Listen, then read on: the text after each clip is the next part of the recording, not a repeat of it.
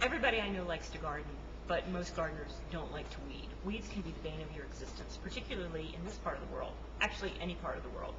But there are some wonderful products out that will help gardeners deal with their weed problems and keep you less frustrated.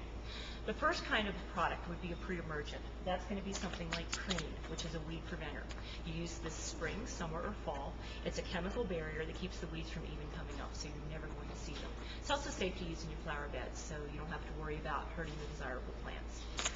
The second product that you might want to use is something that's a selective weed killer, a product like Over the Top. It's going to kill the grasses in your flower beds, but again, won't hurt the desirable plants. And there are several different kinds of selective killers. This is one. 2,4-D is another selective killer. It'll kill the broadleaf weeds in the lawn, but again, won't hurt the grass.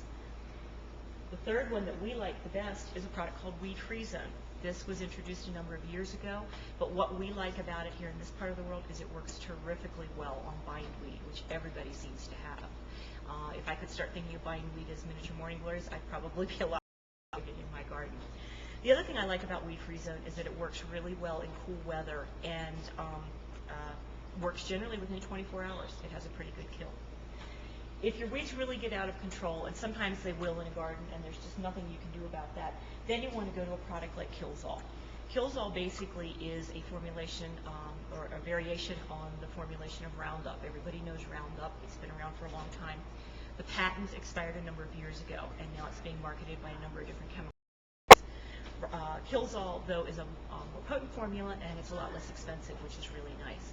The thing you want to remember about Killzall, though, is you need to use it during warm temperatures, or else it won't work so well.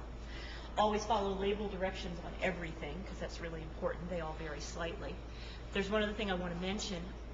There is a product called a spreader sticker, which if you use in addition to these when you mix up your formulations in your sprayer, will help these work